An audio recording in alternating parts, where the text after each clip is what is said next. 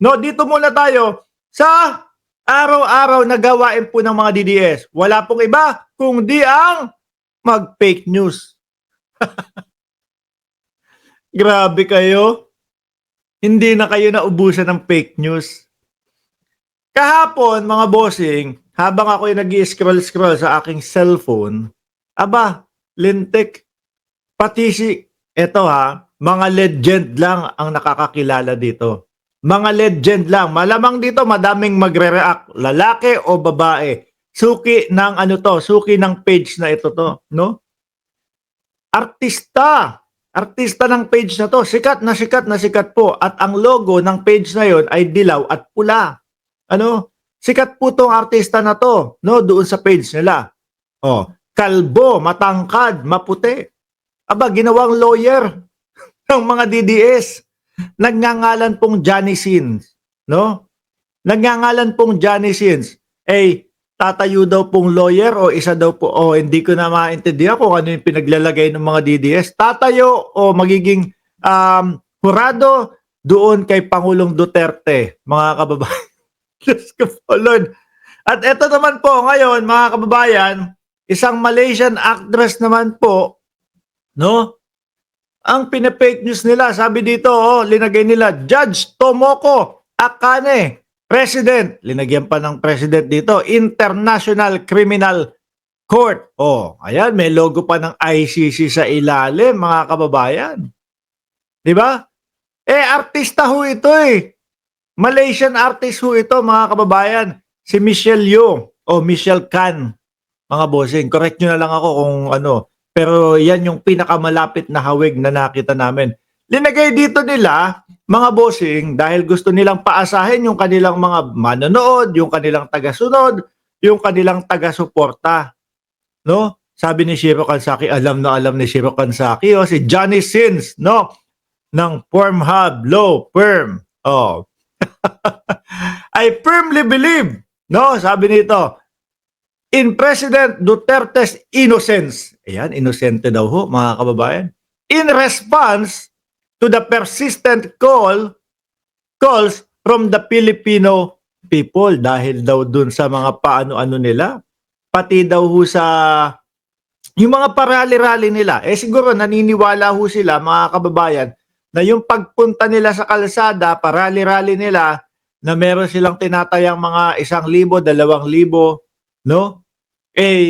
Matutulungan ang dating Pangulong Duterte. Siguro akala nila yun yung mismong solusyon. Di ba, Ma'am BMB Chris Rose at Sel Ordonez? Chinese yan, kasama palagi ni Jackie Chan. Team Celeste ng Cebu. Akala nila yun yung solusyon sa kanilang problema, mga kababayan. Kaya ngayon, pine-fake news nila na isa daw pong hurado at presidente pa ng International Criminal Court, no? Ang nagsasabi na dahil daw po nakikita nila ang araw-araw na lumalabas yung taga-suporta ng dating Pangulo, inosente na daw ho. No?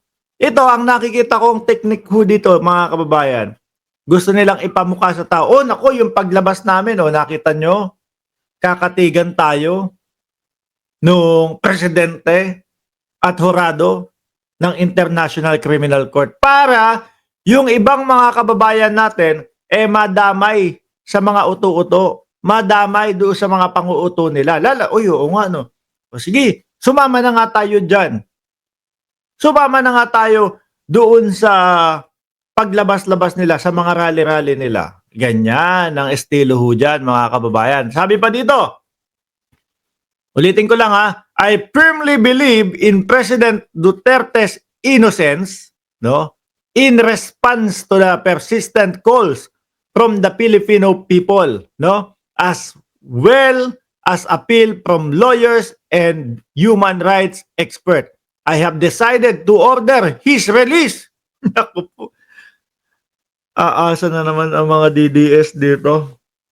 His release, papakawalan na, mga kababayan, on March 26, 2025.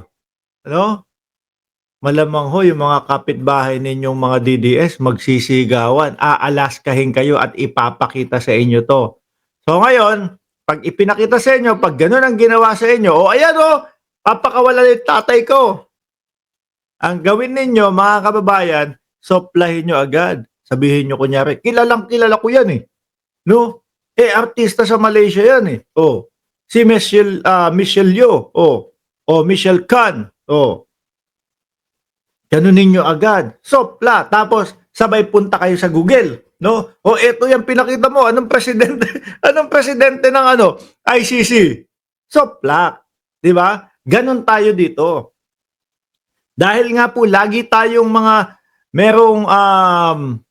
meron tayong mga pambala at pinag-aaralan natin, mga bossing, yung ipambabala sa kanila. Pag pumupunta sila dito, soplak agad. So kami po, bilang isang vlogger na sumusuporta po kay Pangulong Bongbong Marcos, ganyan po yung gusto namin gawin ninyo para hindi po kayo aapi-apihin niyang mga yan. O, di ba? Ulitin ko gawin nyo po, pag iniharap sa inyo to, o pag pinost doon sa social media nila, no? I-Google nyo, i-screenshot nyo yung lalabas doon sa sa Wikipedia. Lalabas naman po yung picture niya, yung litrato niyan, pati po birthday kasama, lahat-lahat to. O, soplak. Malamang i-delete yung channel niya. Di ba? I have decided to order his release on March 26, 2025, allowing him to celebrate his birthday at home. Additionally, I have directed the chamber to dismiss the charges. Aba, pa-birthday pa yun Michelle Yeoh. I have directed the chamber to dismiss the charges of crimes against humanity against President Duterte and to grant his immediate freedom. Akalain nyo yun, mga kababayan, lalaya na pala. No, di ba Ma'am Delia Rosario sabi, wala na bang iba kayong sasabihin? Bangag ka, ay ganyan lang ho yung mga yan. No? Sila ho, naniniwala ho sila sa mga ganito, mga bossing. Mga utu-utu ho. Kaya wag na kayong magtaka, mga kababayan. Mga utu-utuho kasi. Anyway, iwanan na natin yung fake news nila. No? Dakuin natin yung susunod nating topic. Tanggalin ko lang to. Hindi. Ano ba yung susunod dito? Nako! Tingnan nyo. Kaka fake news nila. Kaka maling impormasyon na pahayag. Yung mga channel din ho nila, mga bossing, tingnan mo,